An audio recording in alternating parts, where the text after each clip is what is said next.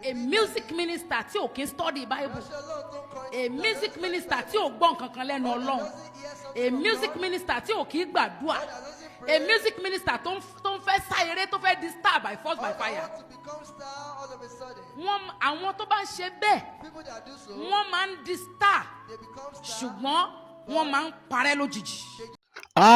Ayé gbẹ̀gẹ́ o lẹ́yìn ìgbà tí Omije Ojumi ìyẹn Bunmi Akínláàánú tó jẹ́ Ọlọ́run nípè tí Tope Alabi tó ṣe fídíò yìí ní ọ̀pọ̀lọpọ̀ ń sọ wípé àbí Omije Ojumi ni Tope Alabi ń bá wí ni. Àwọn kan ní rárá o, Tope Alabi kọ́, ṣùgbọ́n tẹ́ bá gbọ́ fídíò yìí dáadáa kì í ṣe Omije Ojumi ni Tope Alabi ń bá wí o. Tope Alabi kàn ń ṣàlàyé irú ìgbé ayé tó yẹ kí olórin ẹ̀mí kí wọ́n máa gbé gangan. Ẹ wò, ẹ jẹ́ kí n fi fídíò yìí lẹ̀ kẹ́yìn náà kí ẹ farabalẹ̀ kẹ́ wò láti ìbẹ̀rẹ̀ títí dópin. Ẹ má gbàgbé ẹ kílìkì lórí subscribe button yẹn, ọ̀fẹ́ ni subscription. Ọwọ́ yín tẹ́ fi ń tẹ subscribe fún wa ní orúkọ Jésù, ẹ ò ní fi gbé ọmọ sin, ẹ ò ní fi gba lẹ́tà ìbànújẹ́. Bí Olúwa bá pè ọ́ láti wá ṣiṣẹ́ orin, àkọ́kọ́ ni wípé o gbọ́dọ̀ gba àdúrà fún ẹ̀mí ìmọ̀lára, the spirit of discernment. The spirit of discernment. Nígbà téèyàn bá gbọ́, téèyàn bá fẹ́ máa kọrin, tó bá wùyàn láti máa kọrin, ṣe rí kò síbi téèyàn ò kí ń fẹ́ lọ. Torí wàá fẹ́ showcase talent tó níyẹn. So oṣó máa pè ẹ́, àwọn náà máa ní altar. Àjẹ́ máa pè ẹ́, wọ́n máa ní altar. Àwọn ènìyàn tí ò dá máa pè ẹ́, àwọn náà máa ní altar. Kódà olórin ẹgbẹ́ rẹ̀ gan á tún pè ẹ́. Pípè tó fẹ́ pè ẹ́ yẹn kì í ṣe láti ṣe ẹ́ lóore. Kì í ṣe pé o fẹ́ gun platform wọn láti di ní ńlá. O fẹ́ gun orí platform wọn kó o lè já ògo tiẹ̀ bọ́lẹ̀ kan lè rí lónìí. So àkọ́kọ́ àdúrà lẹ́yìn ìpàtó ti fayé ẹ̀ fún Jésù tán, ò ní pé ẹ̀mí ìmọ̀lára. O gbọ́dọ̀ mẹ́ntì wàá tẹ̀lé nínú iṣẹ́ yìí. Tó o bá mẹ́ntì wàá tẹ̀lé, wàá ṣìyàn tẹ̀lé. Ènìyàn gidi á dẹ̀ dàbí ènìyàn burúkú lójú ẹ̀. Èèyàn tí ò dá yẹn gangan láwá dàbí èèyàn gidi lójú ẹ̀. Wàá wá ṣìyàn tẹ̀lé. Téèyàn bá ti wá ṣìyàn tẹ̀lé yẹn, á wá máa tì í, á máa tiraka, á máa wò pé wáì tó ṣe ń dá fáwọn kan tí ò dá fún àwọn. Àkọ́kọ́ ni spirit of discernment. Ẹlẹ́ẹ̀kejì, ó ní ẹ̀mí tó ń wá Ọlọ́run, tó ń wá ojú Ọlọ́run ní kọ̀kọ̀ tí kìí ṣe ní gbangba. Ọ̀tọ̀ ni àdúrà gbogbogbò, ọ̀tọ̀ ni àdúrà tó lọ ń gbà ní church. Ìwọ àtọlọ́run gbọ́dọ̀ ní face me and face you. Ìwọ àtọlọ́run gbọ́dọ̀ ní face me and face you. Rúùmù ọ̀kan báyìí, rúùmù tiẹ̀ rè lọ́ọ̀kan báyìí. O máa fèsì Ọlọ́run báyìí. O máa ṣe díẹ̀díẹ̀ ni o. Kì í ṣe ẹ̀kan náà ló máa face me and face you pẹ̀lú Ọlọ́run o. Ṣùgbọ́n wàá bẹ̀rẹ̀ díẹ̀díẹ̀. A music minister tí ò kí study Bible. A music minister tí ò gbọ́ nǹkan kan lẹ́nu Ọlọ́run. A music minister tí ò kí gbàdúrà. A music minister tó ń fẹ́ sá eré tó fẹ́ di star by force by fire. Àwọn tó bá ń ṣe bẹ́ẹ̀, wọ́n máa ń di star, ṣùgbọ́n wọ́n máa ń parẹ́ lójijì. Torí wọ́n á fi ìlọ̀kulọ̀ lọ̀ wọ́n. Ìdí dẹ̀ ni wípé wọn ò wá ojú Ọlọ́run fúnra wọn. A music minister must be a prophet.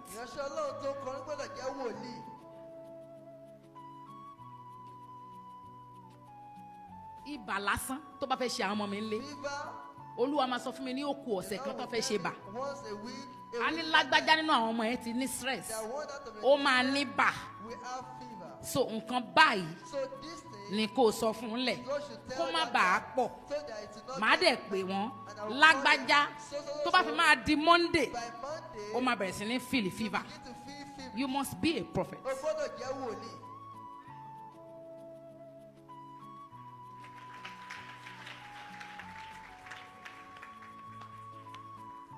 Tó o bá kí ṣe prophet, ṣó o mọ̀ pé èèyàn máa lùlù lẹ́yìn ẹ̀. àwọn kan máa tẹ keyboard lẹ́yìn ẹ̀, àwọn kan máa ṣe gbá máa ṣàgbọ̀n lẹ́yìn ẹ̀. O ò lè dá nìkan lọ kọrin. Tó bá tẹ̀ ẹ̀ṣẹ̀ bẹ̀rẹ̀ wẹ́rẹ́wẹ́rẹ́ bó jẹ́ èèyàn méjì á sì máa tẹ̀lé ẹ. Sórí inú àwọn méjì yẹn, Judas kan, Simon Peter kan.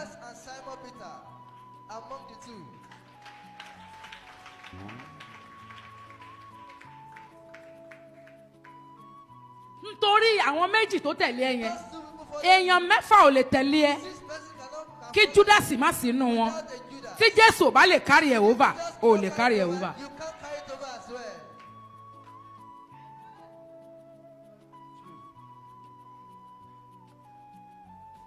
So if you are not a prophet, báwo ló ṣe máa mọ ẹni yẹn?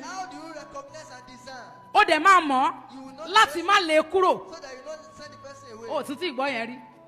Wàá mọ Judas inú báńdì ẹ. O dẹ̀ ní lè. O ti mọ protocol ẹ̀. Ẹni báyìí ní family ló rán mi sí wọn. Èsì tó máa fún mi ní pé wọn ò ní interest lórí ọ̀rọ̀ yẹn mọ́. ẹ̀yin tèmi ọ̀rọ̀ yìí gbẹnu tán o. Àwọn akọrin ẹ̀mí tán jẹ́ kòlíìgì ìyẹn Bunmi Akínláàánú Omije Ojumi ni wọ́n ti yarí kanlẹ̀ wípé àwọn ò ní interest nínú ètò ìsìnkú Bunmi Akínláàánú o, tó fi jẹ́ wípé àwọn fámìlì rẹ̀ ni wọ́n kó owó jọ láti lọ sin òkú arábìnrin yìí. Gbogbo wa la mọ̀ tẹ́lẹ̀ wípé àwọn akọrin ẹ̀mí yìí wọ́n láwọn ti mú déètì, wọ́n ti gba ọ́ọ̀lù, wọ́n tẹ̀ ti ra pósí láti sin òkú Bunmi Akínláàánú ìyẹn Omije Ojumi, ṣùgbọ́n lójijì ní nǹkan kan tó ṣẹlẹ̀, lọ̀rọ̀ kan wá wáyé tó fi jẹ́ wípé àwọn akọrin ẹ̀mí yìí wọ́n ní rárá àwọn ò ní interest mọ́ nínú ètò ìsìnkú Bunmi Akínláàánú. Àwọn tó tún lọ síbi òkú yìí ọ̀pọ̀lọpọ̀ náà ni wọ́n dé tí wọ́n ròyìn tán ni pé kò yẹ kó rí bẹ́ẹ̀, pé kò yẹ kó rí bẹ́ẹ̀ rárá, débi wípé ọ̀pọ̀lọpọ̀ nínú àwọn akọrin ẹ̀mí táwọn èèyàn ti ń expect pé ó yẹ kí gbogbo wọn kán kún bẹ̀ yẹn bìbà pé ni wọn ò yọjú o, pé kí ló le tó bẹ́ẹ̀, kí ló dé, kí ló happen, kí ló ṣẹlẹ̀ gangan. Ẹ wò ó, ẹ má jẹ́ kí n fàrọ̀ igun inú fídíò tẹ́ ń wò lọ́wọ́ yìí, ibẹ̀ gangan lẹ ti máa gbọ́ pẹ̀rẹ̀pẹ̀rẹ̀ ọ̀rọ̀, lẹ ti máa mọ àṣírí ohun tó ṣẹlẹ̀ láàrin àwọn kọ̀líìgì Bunmi Akínláàánú, àwọn ẹgbẹ́ olórin ẹ̀mí àti fámìlì Bunmi Akínláàánú, tó fi di wípé wọn ò wá, ọ̀pọ̀lọpọ̀ nínú wọn ò wá, àti wípé tí wọ́n fi sọ pé àwọn ò ní interest nínú ètò ìsìnkú Bunmi Akínláàánú. Ẹ jọ̀ọ́ ẹ má wá gbàgbé bá ṣe ń wo fídíò yẹn, ẹ jọ̀ọ́ ẹ bá mi wò sàlẹ̀. Ẹ̀yin tẹ́ ti subscribe, ẹ bá wa subscribe sí YouTube channel wa, ẹ kílìkì lórí subscribe button yẹn. Ọwọ́ yín tẹ́ fi ń tẹ subscribe yẹn ní orúkọ Jésù, ẹ ò ní fi gba lẹ́tà ìbànújẹ́, ẹ dẹ̀ ní fi gbé ọmọ sin lórúkọ Jésù. Sista Bunmi kú lọ́jọ́ Tuesday, ìgbà tó máa fi di Thursday mi wà ní ibi tí mo ti ń ṣiṣẹ́, mi ò sí lẹ́kọ̀ọ́. Ìgbà tó máa fi di Thursday la ní invitation online nípa wọ́n ṣe fẹ́ sin ìlú yẹn. Ìgbà tí mo dẹ̀ pé ìyàwó mi ó lóun mọ̀ ń pa èmi fi dé sí Èkó. Ìgbà tí máa pe ẹ̀gbọ́n Sista Bunmi tó jẹ́ sínú ilẹ̀ mi, Mr. Wálé Akínláàánú, àwọn sọ fún mi pé lóòótọ́ àwọn wà níbi tó ti ṣe ìníṣẹ́ ìpàdé yẹn pẹ̀lú àwọn kọ̀líìgì Sista Bunmi, pé wọ́n wà nígbà tó mú déètì yẹn, wọ́n dẹ̀ accept déètì yẹn torí pé ìgbà tí ìṣẹ̀lẹ̀ yẹn ṣẹlẹ̀ àwọn wà ní ipò tó yẹ pé wọn ò mọ nǹkan tí wọ́n ń ṣe torí àbúrò ló jẹ́ sí wọn. Was still very confused and indisposed. So wọ́n wá sọ fún wọn pé sínú ìlọ kò lè ṣe bẹ́ẹ̀, ẹ jẹ́ ká tọ̀ àwọn ẹbí bàbá lọ. Ó lóun ti lóò sọ fún wọn ní kóun wá síbi, wọ́n ní agbọ́dọ̀ pọ̀ látọ̀dọ̀ wọn náà àti fámìlì ìyá. Àwa náà a dẹ̀ gbọ́dọ̀ ṣe meeting láàrin ara wa. So ìgbà tó máa fi padà sí àwọn tó ń ṣètò yẹn, ó ṣàṣọ fún wọn pé wọ́n jọ wọ́n suspend debate yẹn pé dóò náà a ṣe ètò ìkú yẹn láìpẹ́, kò ní jìnnà, pé àmọ́ wọ́n ṣì suspend yẹn. Ìgbà tó sọ fún wọn ni àwọn Alabi bá bínú pé àwọn ti ra pósí, àwọn ti ṣe verse, àwọn ti sanwó sí venue ibi tó ti fẹ́ ṣe ìyẹn bá ní ṣé wọ́n wá yá bẹ́ẹ̀ ni, pé ṣé wọ́n ti rò pé wọ́n máa lọ tẹ́lẹ̀ ni. aṣáàsọ láàrin ara wa aṣáàsọ fún wọn pé kí wọ́n fún mi ní nọ́mbà aṣojú ètò tí wọ́n fẹ́ sìnkú yẹn ní last week. Wọ́n dẹ̀ fún mi nọ́mbà ẹni yẹn, mo dẹ̀ forward message sí wọn pé kọ́njọ́ o pé mo introduce ara mi sí wọn pé kọ́njọ́ kọ́nà mi kan fún mi láàyè pé kí n bá wọn sọ̀rọ̀ pé mo jẹ́ gẹ́gẹ́ bí báyìí ẹni báyìí ní family ló rán mi sí wọn. Èsì tó máa fún mi ní pé wọn ò ní interest lórí ọ̀rọ̀ ìlú yẹn mọ́. Mo tún wá ṣe voice note láti àpíìsì wọn pé kán jọ pé kán ṣáà jẹ́ kí a sọ̀rọ̀.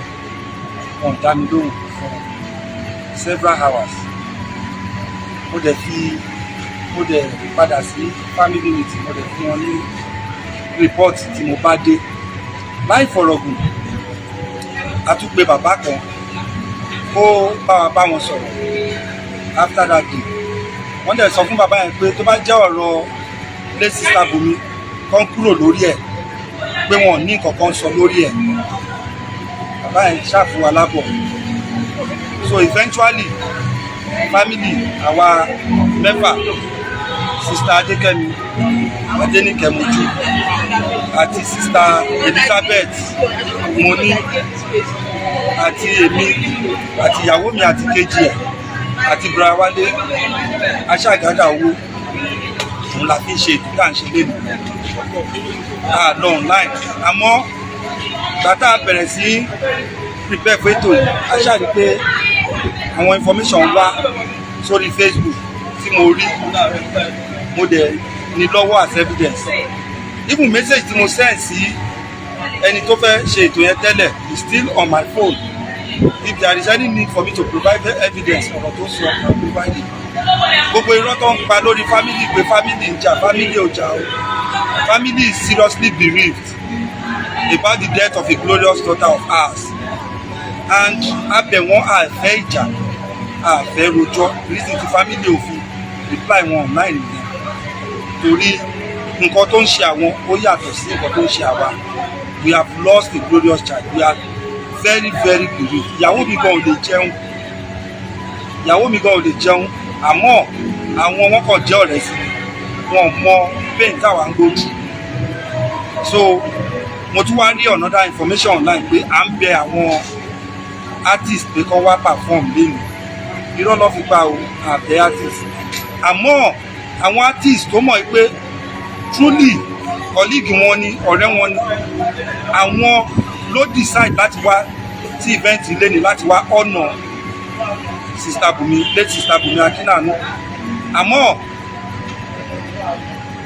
gbogbo irọ́ tó ń pa lórí family online ẹgbẹ́ kan ni mo kàn fẹ́ bẹ̀ wọ́n pé àfẹ́jọ́ àfẹ́jà.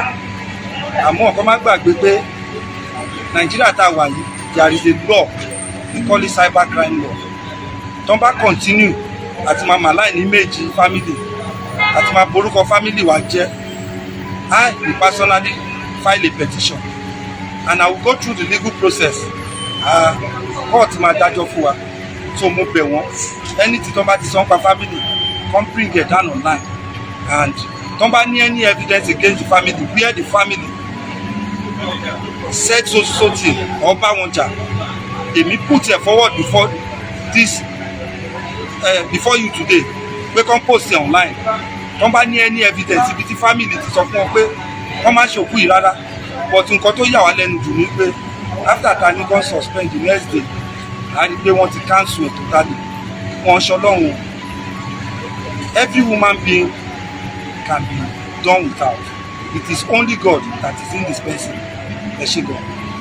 Àwọn níbo ni màmá yìí ti wá? Orí màmá burú bí tó wà. Orí bàbá burú bí tó wà. Orí àǹtí burú bí tó wà.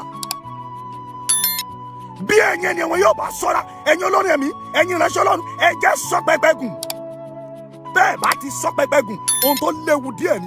Gbogbo ẹ̀yin tí tó jẹ́ wípé bẹ́ẹ̀ nìkan bá ti ń dìde báyìí, bẹ́ẹ̀ ṣe tẹ̀ lórí balẹ̀ wá, bẹ́ẹ̀ ṣe pa Àdùkẹ́ Gold náà nìyẹn. Ṣùgbọ́n lẹ tún pa Omije Ojumi yìí.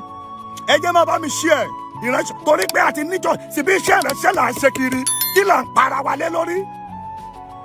Síbi iṣẹ́ ìránṣẹ́ là ń ṣe kiri, kí la fẹ́ mú bọ̀ bẹ́ẹ̀. ẹ ti tún pa Omije Ojumi àbí bẹ́ẹ̀ kọ́ ẹ ti tún pa Omije Ojumi àbí bẹ́ẹ̀ kọ́ ṣùgbọ́n ti kú báyìí ṣùgbọ́n ara yín ti balẹ̀ ẹ máa bá mi ṣe fọ́nrán yìí ṣùgbọ́n ti kú ara gbogbo yín ti balẹ̀ báyìí gbogbo ẹ̀yin bàbá tí tẹ́ ẹ invite Omije Ojumi ọwọ́ yín dà báyìí is a slap on Christianity wọ́n gbé Omije Ojumi lọ Ìbàdàn wọ́n wá bẹ̀rẹ̀ sí í ṣe fídíò ẹ̀ kiri ní chọ́ọ̀chì kan mo rí fídíò yẹn mo dẹ̀ ń sun ẹkún nínú ẹ̀mí káà sataria is a slap on every Christianity is a slap on every pastors is a slap on every singers tẹ́ ẹ pera yín ní olórin ẹ̀mí tẹ́ ẹ pera yín ní ẹni ẹ̀mí gbogbo àdúrà tẹ́ ẹ gbà fún Omije Ojumi kí ló ṣẹlẹ̀ tí ò gbà gbogbo àdúrà tẹ́ ẹ gbà fún Omije mo ń bèrè lọ́wọ́ yín ni o kí ló ṣẹlẹ̀ tí ò gbà I'm asking please ẹ dá mi lóhùn ẹ máa bá mi pín fẹ́ràn yẹn o wọ́n ń sún ẹsẹ̀ níbi bóyá wọ́n máa gé ni bóyá wọ́n máa ṣègbà ni bóyá wọ́n máa ṣàwo ni everybody ò mọ̀ wọ́n wá ń sún ẹsẹ̀ odidi obìnrin nínú ẹ̀mí tó ti kọrin tipẹ́ wọ́n wá ń gbé fídíò ẹ̀ viral fídíò ẹ̀ ń lọ viral ṣé ẹ lẹ́yìn tẹ́ ẹ̀sẹ̀ ń bọ̀ ní ìsìn ẹ jẹ́ lọ múra nínú àdúrà orí gbogbo ẹ̀yin bàbá ó tẹ́ ẹ pera yín ní bàbá tó jẹ́ pé bàbá àgbàyà nìyí tẹ́ ẹ pera yín ní màmá tó jẹ́ pé màmá àgbàyà nìyí orí gbogbo yín burú bí tẹ́ wà èmi mo sọ bẹ́ẹ̀. ìkùnrin mẹ́mà dá yẹ mo fẹ́ kan church mo wá pín lẹ́tà sí gbogbo àwọn church tó wà lágbègbè mi ẹ jọ̀ọ́ ẹ ràn mí lọ́wọ́ ẹni tó bá lè ra páànù fún mi ẹni tó bá lè ṣègbà fún mi ẹni tó bá lè ṣàwó fún mi ẹni tó bá lè ṣègbà fún mi ẹ wọ bẹ́ẹ̀ ẹni tó bá lè ṣe bí ìsún mi ẹ jọ̀ọ́ ẹ ṣe fún mi títí di àárọ̀ yìí kò sẹ́ni tó dìde títí di àárọ̀ yìí kò sẹ́ni tó pè mí títí di àárọ̀ yìí kò sẹ́ni tó ràn mí lọ́wọ́ kò sí ẹni tó ràn mí lọ́wọ́ èmi ni mo ẹ̀sẹ̀ wá struggle nínú ẹ̀mí nínú ara mo ṣe bẹ̀rẹ̀ sí gbàdúrà àwọn ọmọ mi tí mo mọ̀ tí àdúrà wọn gbà wọ́n bẹ̀rẹ̀ sí support ní ìyẹn ní after 7 years later after 9 years 8 years later ní ìrànlọ́wọ́ ẹ̀sẹ̀ wá tó dìde wọ́n dẹ̀ ń wò mí àwọn ìránṣẹ́ Ọlọ́run yẹn dẹ̀ ń wò mí ràn àwọn tó ń pera wọn ní bàbá dẹ̀ ń wò mí ràn ṣùgbọ́n tó bá jẹ́ obìnrin sí tó bá jẹ́ obìnrin tó lọ́mú tó nídìí tó pupa tó bá ìrànlọ́wọ́ lọ́dọ̀ sọ́dọ̀ wọn wọ́n mọ bí wọ́n ṣe máa ràn lọ́wọ́ nígbà tó ń mọ̀ pé wọ́n máa rí nǹkan gbà lọ́wọ́ ẹ̀ iṣẹ́ tó Olúwa gbélé yín lọ́wọ́ nìyẹn. ọ̀rọ̀ lórí àǹtí Omije Ojumi ni mo fẹ́ ká ṣiṣẹ́ lé lórí láàárọ̀ yìí tí mo bá dẹ̀ ti sọ̀rọ̀ yín jáde ó máa bá àwọn ìránṣẹ́ Ọlọ́run wí ó máa bá àwọn olórin ẹ̀mí wí ó máa bá àwọn ọmọ Ọlọ́run wí lórúkọ Jésù a ò ní jẹ̀bi Ọlọ́run níkẹyìn.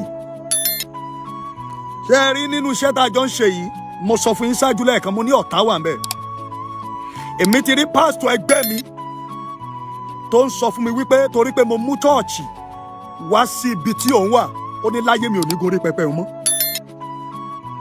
èmi ti rí pásítọ̀ ẹgbẹ́ mi bẹ́ẹ̀ èmi ti rí pásítọ̀ ẹgbẹ́ mi tó ní pé mo ti wá gbé kùsẹ́ẹ̀dì kalẹ̀ ní àgbègbè tó ń wà ó ní láyé ó lóun ò lè kí mi mọ́ èmi ti rí pásítọ̀ ẹgbẹ́ mi ní ọjọ́ tí mo ní accident ṣé ń gbọ́rọ̀ mi sà tá a dẹ̀ pera wa ní ọmọ Ọlọ́run èmi ti rí pásítọ̀ ẹgbẹ́ mi lọ́jọ́ tí mo ní accident tó dẹ̀ drive kọjá tó dẹ̀ drive lọ ó wá accident ń ṣẹlẹ̀ lọ́nà Ondo mo ń lọ sí church mi tó wà lóńdó ni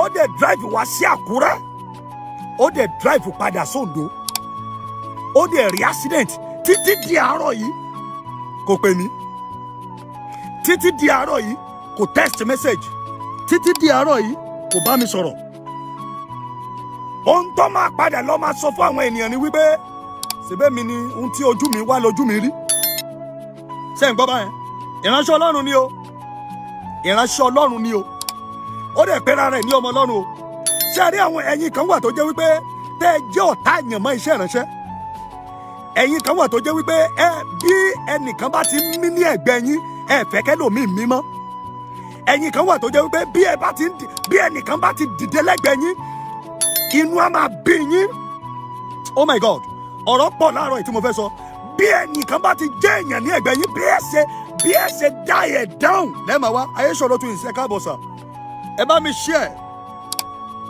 èmi ti rí ìránṣẹ́ Ọlọ́run tó jẹ́ wípé ó ń sọ wípé kò sí ọ̀nà tí ènìyàn lè gbé gbà pé since tó bá ti jẹ́ territory mi ló wà kò lè ń gbọ́dọ̀ gbóhùn ẹ̀.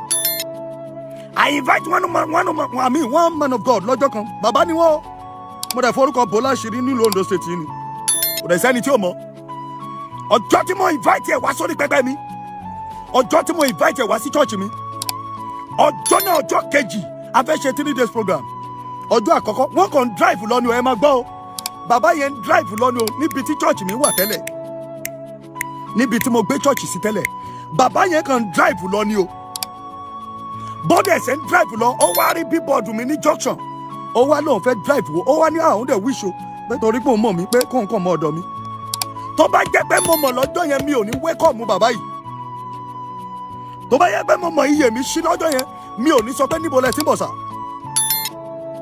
níbi tó lè dé bàbá yẹn dẹ̀ sọ̀kalẹ̀ nu mọ́tò ó dẹ̀ bọ́ bàtà rẹ̀ ó dẹ̀ fi ẹsẹ̀ kan ibi tí mo ti ń ṣe program má jẹ́ ń parọ́ fún ẹ àti gbà yẹn mi ò ní mẹ́mbà mọ́ mẹ́mbà sá lọ má gbàgbé o ìránṣẹ́ Ọlọ́run ni o iye mi wá sí Olúwa kí ló ń ṣẹlẹ̀ Olúwa ni mo ti invite ẹ Olúwa ni mo ti pe ẹni tí ò yẹ kí n pè wá sọ́dọ̀ mi Olúwa kí ló ṣẹlẹ̀ ṣàánú mi Olúwa ní àfi tí mo bá kúrò níbi tí mo wà àfi tí mo bá kúrò ńbẹ̀ ni mo tó lè bọ́ má jẹ́ n parọ́ fún ẹ ìgbà tí mo tó kúrò lórí ilẹ̀ yẹn ni Ọlọ́run tó dá ògo padà o Olúwa ní gbogbo ìgbà tí n bá ti ń pe program bẹ́ẹ̀ yẹn gbogbo ìgbà yẹn ni mi ò ní rí anybody Olúwa ní bí mi ò bá kíyè sára wọ́n kàn dáadé máa pariwo èmi àtayé àtọmọ ni o má gbàgbé o ìránṣẹ́ Ọlọ́run ni o má gbàgbé o ìránṣẹ́ Ọlọ́run ni o ṣé ẹ̀rẹ́yìn kan wà tẹ́ ẹ pé ra yín ní bàbá ìyà tẹ́ ẹ pé ra yín ní olórin ẹ̀mí tó jẹ́ pé olórin rádaràda ni yín tẹ́ ẹ pé ra yín ní ìránṣẹ́ Ọlọ́run tẹ́ ẹ pé ra yín ní bàbá àwọn bàbá èmi mọ bàbá tèmi mo dá bàbá tèmi mọ̀ kò sun tẹ́ nìkan lè gbé mi ṣe ọmọ kálẹ̀ ni mímọ́ wá láti kálẹ̀ àǹtí tó kù yìí ṣùgbọ́n ọmọ kálẹ̀ ni ṣùgbọ́n ọmọ ti pupa ni sísítà Bunmi tó kù yìí ṣùgbọ́n ọmọ ti pupa ni èmi dá bàbá tèmi mọ̀ bàbá tèmi ò ń ṣe bàbá rádaràda mo dá bàbá tí mo mọ̀ mo dá bàbá mi mọ̀ John Taiwo Samuel kì í ṣe bàbá tí a sọ pé kọ́mọ rẹ̀ má gòkè ẹ̀yin kan máa pè é wípé bàbá ọmọ mi ni ọmọ mi contribution mélòó ló ṣe sí ọmọ rẹ̀ tó mú gẹ́gẹ́ bí ọmọ nínú ẹ̀mí how many contribution tó fún tó ń pè ní ọmọ rẹ nínú ẹ̀mí nígbà tí mo tó kúrò lórí ilẹ̀ yẹn òun ni mo tó kọ́lé mo kọ́lé kìíní mo kọ́ kejì mo kọ́ kẹta lọ lọ́wọ́ ìgbà tí mo tó kúrò lórí ilẹ̀ yẹn ni mo ra mọ́tò kìíní ìkejì ìkẹta ìkẹrin tó ẹ̀sẹ̀ ń bù mí ní nǹkan rere ẹ̀yin kan máa wà tẹ́ ẹ máa pera yín ní bàbá ẹ máa pera yín ní màmá rádaràda wò níbo ni màmá yẹn ti wá orí màmá burú bí tó wà orí bàbá burú bí tó wà orí àǹtí burú bí tó wà bí ẹ̀yin ẹni wọn yóò bá ṣọ́ra ẹ̀yin olórin ẹ̀mí ẹ̀yin ìránṣẹ́ Ọlọ́run ẹ jẹ́ sọ pẹpẹ gùn bẹ́ẹ̀ bá ti sọ pẹpẹ gùn ohun tó léwu díẹ̀ ni I come out for everybody this morning to just do this video for you 12 years lélẹ̀ lọ́dún yìí tí church mi máa pé 12 years ọdún yìí ni church mi máa pé 12 years mo ti wà nínú iṣẹ́ ìránṣẹ́ báyìí by the special grace of God this year will be 19 years in ministry. This year will be 19 years in ministry. Gbogbo ẹ̀yin tí tó jẹ́ wípé bẹ́ẹ̀ nìkan bá ti ń dìde báyìí bẹ́ẹ̀ ṣe tẹ̀ lórí balẹ̀ wá bẹ́ẹ̀ ṣe pa Àdùkẹ́ gòdì náà nìyẹn. Ṣùgbọ́n òun lẹ tún pa Omije Ojumi yìí. Ẹ jẹ́ má bá mi ṣí ẹ̀. Èmi jẹ́ bàbá tèmi mọ̀. Mo gbé ìránṣẹ́ Ọlọ́run ìránṣẹ́ torí pé àti níjọ síbi iṣẹ́ ìránṣẹ́ là ń ṣe kiri kí là ń para wa lé lórí. Síbi iṣẹ́ ìránṣẹ́ là ń ṣe kiri kí là fẹ́ mú bọ̀ ń bẹ́ẹ̀. Ẹ ti tún pa Omije Ojumi àbí bẹ́ẹ̀ kọ́ ẹ ti tún pa Omije Ojumi àbí bẹ́ẹ̀ kọ́ ṣùgbọ́n ti kú báyìí ṣùgbọ́n ara yín ti balẹ̀ ẹ má bá mi ṣí ẹ fẹ́ràn yìí ṣùgbọ́n ti kú ara gbogbo yín ti balẹ̀ báyìí gbogbo ẹ̀yin bàbá tí kẹ́ ẹ invite Omije Ojumi ọwọ́ yín dẹ̀ báyìí is a slap on Christianity wọ́n gbé Omije Ojumi lọ Ìbàdàn wọ́n gbé lọ Ìbàdàn wọ́n wá bẹ̀rẹ̀ sí í ṣe fídíò ẹ̀ kiri ní chọ́ọ̀chì kan. Mo rí fídíò yẹn mo dẹ̀ ń sun ẹkún nínú ẹ̀mí. Mo rí fídíò yẹn mo dẹ̀ ń sun ẹkún nínú ẹ̀mí. Káà sataria. It's a slap on every Christianity. It's a slap on every pastors. It's a slap on every singers. Tẹ́ ẹ pera yín ní olórin ẹ̀mí. Tẹ́ ẹ pera yín ní ẹni ẹ̀mí. Gbogbo àdúrà tẹ́ ẹ gbà fún Omije Ojumi kí ló ṣẹlẹ̀ tí ò gbà? Gbogbo àdúrà tẹ́ ẹ gbà fún Omije mò ń bèrè ni o. Ẹ máa hùwà bí aláìgbàgbọ́. Ẹ máa sọ̀rọ̀ bí aláìgbàgbọ́. Ó ń sọ fún mi bẹ́ẹ̀, ó ní níbo, ó ní torí pé mo ti wà, ó ní torí pé mo ti mú chọ́ọ̀chì wá síbí, ó ní láyé àníjọ wa mọ́. Ẹ̀sà kò sẹ́ni tó lè pa mí, inú mi dẹ́dùn lọ́jọ́ yẹn, wípé bí accident yẹn ṣe ṣẹlẹ̀, abẹ́rẹ́ tó kéré jù nínú ọkàn mi. By the end of the day, ṣèbí mọ́tò náà ni wọ́n tún padà wá fi ta mí lọ́rẹ ń bí. Ṣèbí bọ́ọ̀sì tó nítumọ̀ ni wọ́n tún padà wá fi ta mí lọ́rẹ. Àbí? Ṣé kìí ṣe bọ́ọ̀sì tó nítumọ̀? Ẹni tí ò mọ̀ mí rí lọ́wọ́ ara instrument sí church mi. Ẹ wá wọ ẹ má gbàgbé àti 12 years ago tí mo ti dá church lẹ̀, tí mo ti bẹ̀rẹ̀, tí mo ti ń ṣe kiri, kò sẹ́ni tó rí mi ńgbà náà o. Ṣé ẹ̀yin tẹ́ máa ń kó ọ̀rẹ́ kiri nínú iṣẹ́ ìránṣẹ́? Ó dìgbà tí ìkankan bá tó bá ẹ̀kọ́ tó mọ bó ṣe lọ. Ẹ̀yin tẹ́ máa ń finú wé ọ̀rẹ́, ẹ̀yin tẹ́ máa ń finú wé, tẹ́ máa ń finú tọ́ ọ̀rẹ́, ó dìgbà tí ẹgbàá bá tó bá yín kẹ́ tó mọ bó ṣe lọ. Ẹ jẹ́ máa bá mi share, ẹ máa share, ẹ máa share, ẹ máa bá mi share ọ̀rọ̀ yẹn. Mr. Temitope, God bless you, sir. Mr. Temitope, manager, God bless you, sir. Ẹ já sọ pẹ́pẹ́ gùn. Ẹ já sọ pẹ́pẹ́ gùn.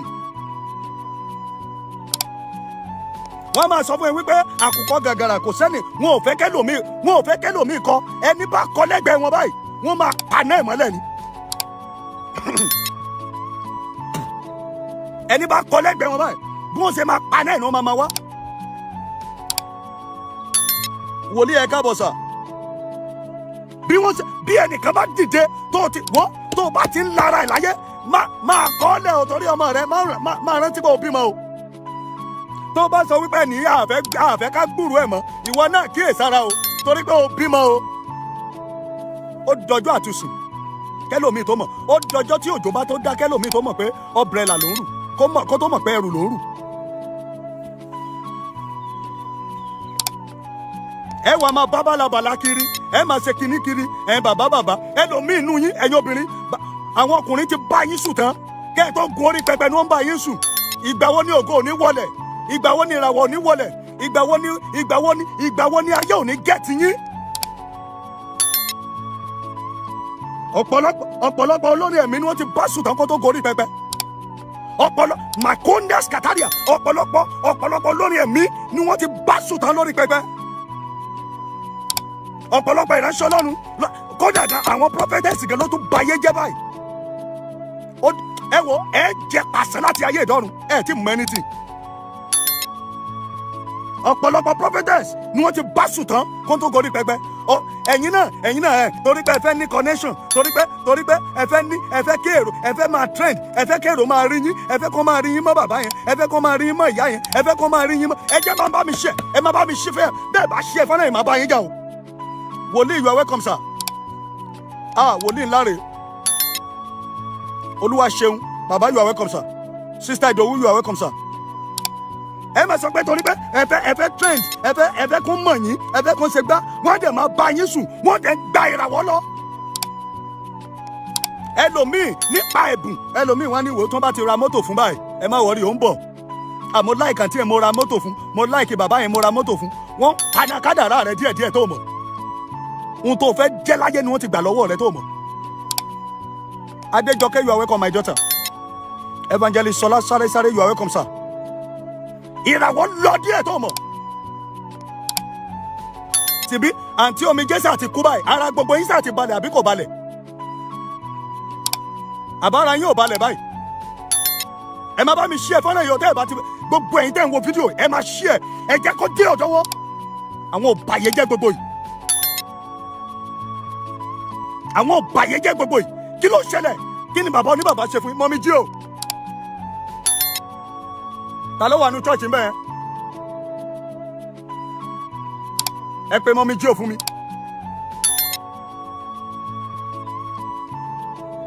ẹ̀yin ọ̀bàyéjẹ́ gbogbo yìí, ẹ̀yin ìránṣẹ́ Ọlọ́run tẹ́ ẹ máa ń bíìlì kẹ́ ẹ tó lọ chọ́ọ̀chì, iṣẹ́ t'Olúwa gbélé yín lọ́wọ́ lẹ́ ń ṣe àbí? ẹ̀yin olórí ẹ̀mí tẹ́ ẹ máa ń bíìlì kẹ́ ẹ tó wọnú chọ́ọ̀chì, iṣẹ́ tí Olúwa gbélé yín lọ́wọ́ lẹ́ ń ṣe. ẹ jẹ̀yà ẹ̀ láyé ẹ̀gbọ́n Ọlọ́run. ẹlòmíì ojú ẹ̀mí ẹ̀ ojú ayé ẹ̀ ló ti máa jẹ̀yà kó tó dọ́run. ibi tẹ́ ẹ bá sọ ayé dà, ibi tí ayé bá bá yín dé ẹ jẹ́ kí n mọ̀. tẹ́ pera yín lólórin ẹ̀mí, tẹ́ pera yín ní ìránṣẹ́ Ọlọ́run tó jẹ́ pé ẹ̀yin lẹ ń dayé rú, ẹ̀yin lẹ ń bayé jẹ́, ẹ̀yin ni ọ̀bàyé jẹ́. ẹlòmíì bí kò bá tí ì tọ́ nǹkan kan lákòótó wọnú church, ara ẹ̀ ò balẹ̀. ẹlòmíì àṣẹ ló lò, ẹlòmíì àyájọ́ ló lò, ẹlòmíì ti gbàgbára nínú òkùnkùn, ó di ọjọ́ àti sùkẹ́ tó mọ bó ṣe ń lọ. má ṣe o, ẹ má bá mi ṣí ẹ fọ́nà yìí, ẹ ṣí ẹ fún gbogbo wọn kí ó dọ̀dọ̀ wọn. ẹ ti pa Omije, ara yín ti balẹ̀. ẹ wo inú gbólẹ̀ mi ń gbé o, àdírẹ́sì mi dẹ̀ wà lórí platform mi. tí mo bá parí fídíò yìí kó wá gbé mi, tàbí tí mo bá parí fídíò yìí kó wá pa mí, tàbí kó wá gbé àwọn ọmọ mi, àbí kó wá gbáyà mi, má wọrí o free. Ọlọ́run má jẹ̀mú gbọ́, tó o bá ti rí iṣẹ́ Ọlọ́run fún ẹ ṣe ni.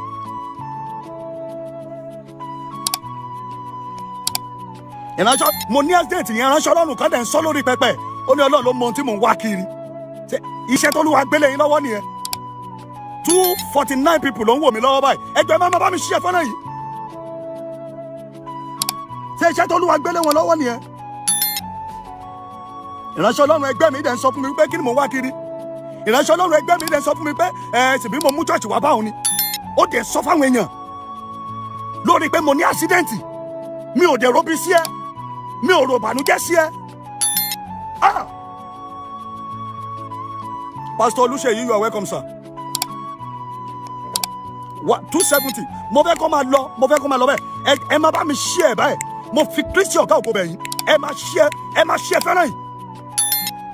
ẹ má ṣí ẹ fẹ́ràn yìí. mo fẹ́ sọ fún yín, ọmọ òkè pupa ní àti tó kú yìí, sísítà mi ni. tẹ́ ẹ bá mọ̀, because I'm from Ìkálẹ̀ area.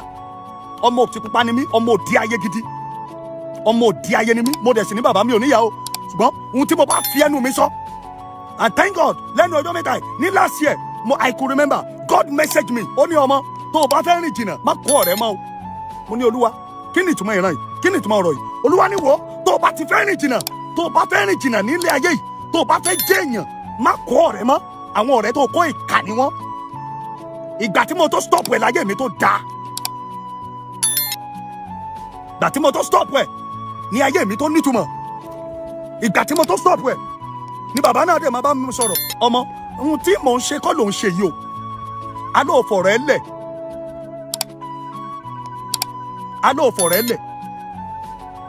màá ní problem bí màá ṣe jáde nínú problem yẹn. ọ̀rẹ́ lọ́jọ́ kan Facebook mi ní ó ní issue. àwọn ọ̀rẹ́ tá a jọ ń kóra wá kiri, my Facebook account ó ní issue. mo wá ẹni tí mo súnmọ́ mo wá fi lọ dọ́kí ni màá ṣe, ó ní kí n lọ mú 15,000 wá. ó ní ìgbà yẹn lòún lè ṣí fún mi, ó ní kí n lọ mówó wá.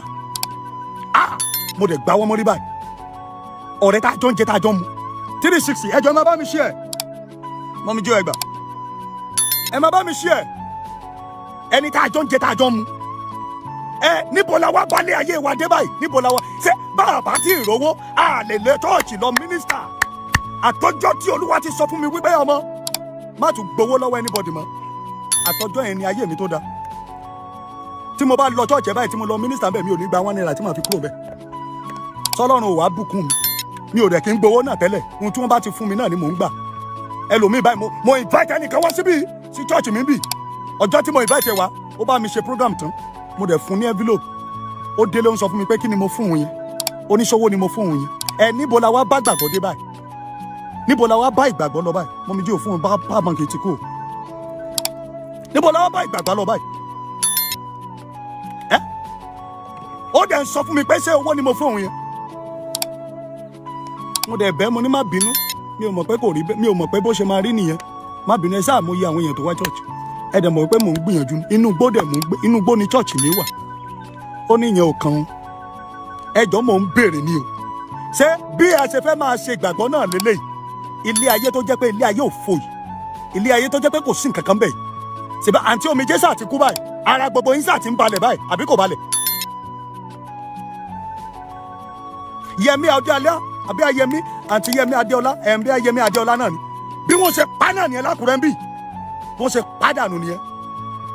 Bí ènìyàn bá ti ń ga báyìí bí wọn ò ṣe fẹ́ ẹ sà nígbà tí ènìyàn bá ti ń ga bí wọn ò ṣe fẹ́ kó dìde ni wọ́n máa target. Kí ló ṣẹlẹ̀ power bank ti kú náà? Oh God. Bí ènìyàn bá ti ń ga báyìí bí wọ́n ṣe máa silent ògo ẹ̀ ní wọ́n máa wáyé ní wọ́n máa wá. Títí tí àǹtí yẹn fi kú àǹtí Adéọlá Yẹmí Adéọlá bó ṣe kú wọ́n ṣe pàdánù náà nìyẹn. Ṣèbára wọn balẹ̀ ìyẹn ò dẹ̀ ní kó stop ibi wọn ìyẹn ò dẹ̀ ní kó stop ìbànújẹ́ wọn tó ń ṣe ìyẹn ò dẹ̀ ní kó stop rádaràdà tó ń bára wọn kiri. Ìránṣẹ́ Ọlọ́run lórí pẹpẹ ó dẹ̀ gbọ́mọ yẹn fún mi náà lórí pẹpẹ ìránṣẹ́ Ọlọ́run lórí pẹpẹ ó káàbá di àṣàdá. Ẹ ṣé jàre bàbá mi ṣé ń gbọ́ báyẹn bàbá ní òun invite ìránṣẹ́ Ọlọ́run kan lọ́jọ́ kan ó ń demand fún 200,000 fún kíni iṣẹ́ Olúwa àchàchàchà o ẹlòmíà jẹgbà láyé ẹjọ́ má bá mi pín fọ́nrán yìí ẹ pín ibi tí fóònù mi bá kú dé náà no problem ẹ má bá mi pín fọ́nrán yẹn ẹ lọ fún mi kí mọ́tò tó bá fẹ́ le jù má lọ nu mọ́tò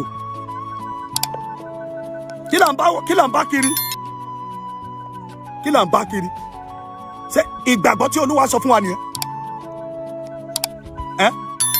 ìgbàgbọ́ tí Olúwa sọ fún wa nìyẹn pásítọ̀ ò nífẹ̀ẹ́ pásítọ̀ mọ́ torí pé ó ti ń dìde olórin ò nífẹ̀ẹ́ olórin mọ́ nítorí pé ó ti ń ga bàbá ò nífẹ̀ẹ́ ọmọ rẹ̀ mọ́ nítorí pé ó ti ń jẹ́ èèyàn mọ́ òun lọ́wọ́ ohun tí Olúwa gbélé wa lọ́wọ́ là ń ṣe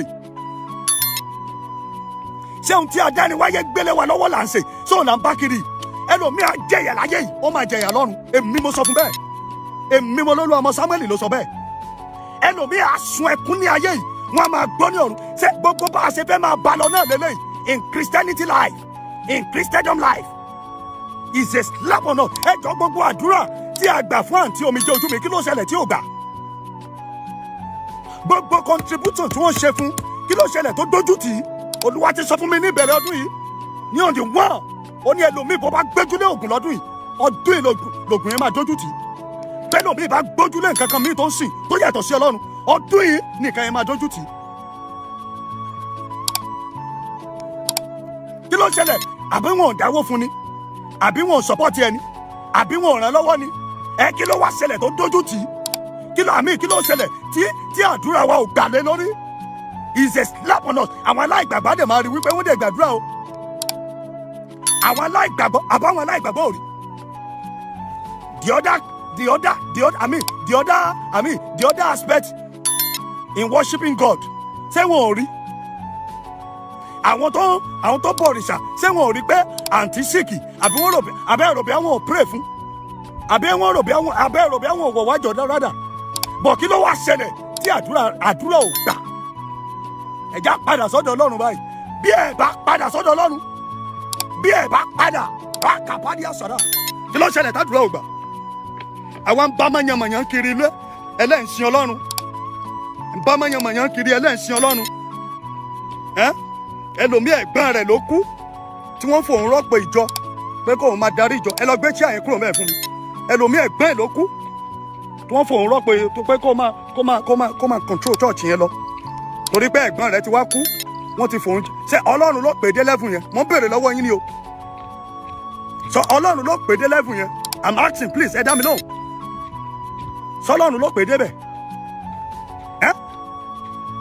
ẹ̀gbọ́n rẹ̀ ló kú o má gbàgbé o ẹlòmíì bàbá ẹ̀ ló kú ẹni tí ò mọ̀ nípa iṣẹ́ ìránṣẹ́ wọ́n dẹ̀ pé wọ́n ní kó wá máa control ṣé Ọlọ́run ló pè dé level yẹn I'm asking ẹ dá mi lóhùn o mo fẹ́ charge fún mi ló jẹ́ wọnú mọ́tò o.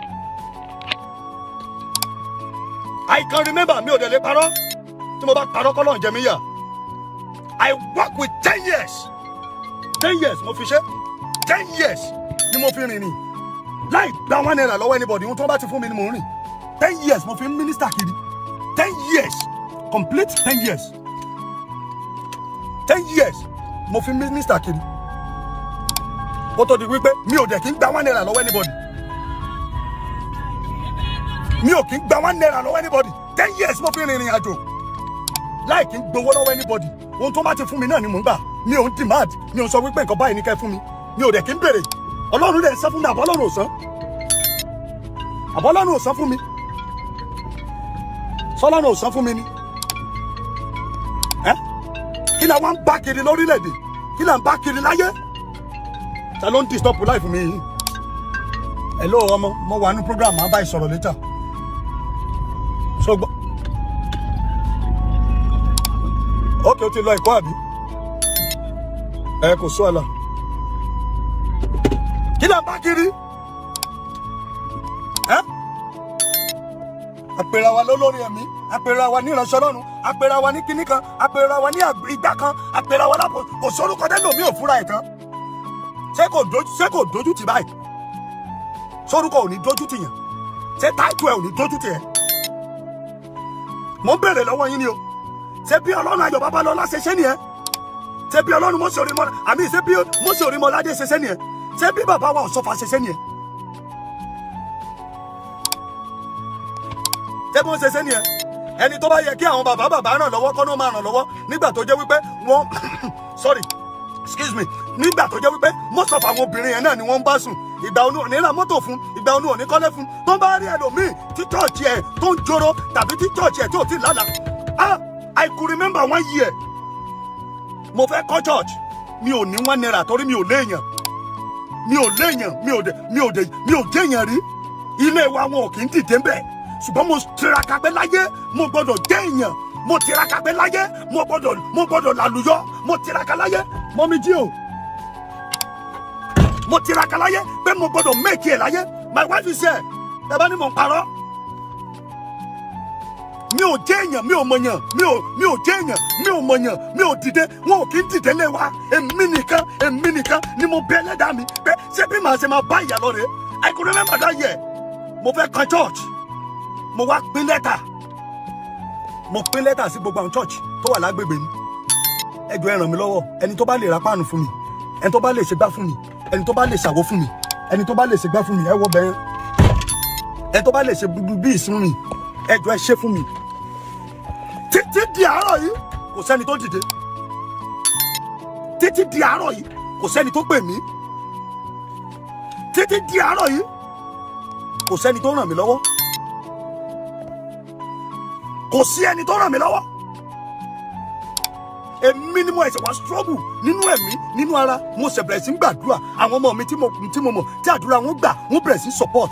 Ìyẹn ní after 7 years later. After 9 years, 8 years later, ni ìrànlọ́wọ́ ẹ̀ṣẹ̀ wa tó dìde. Wọ́n dẹ̀ ń wò mí. Àwọn ìránṣẹ́ Ọlọ́run yẹn dẹ̀ ń wò mí ràn. Àwọn tí wọ́n ń pera wọn ní bàbá dẹ̀ ń wò mí ràn. Ṣùgbọ́n tó bá jẹ́ obìnrin sí, tó bá jẹ́ obìnrin tó lọ́mú, tó nídìí, tó pupa, tó bá ìrànlọ́wọ́ lọ́dọ̀ sọ́dọ̀ wọn, wọ́n mọ bí wọ́n ṣe máa ràn lọ́wọ́ nígbà tó mọ̀ pé wọ́n máa rí.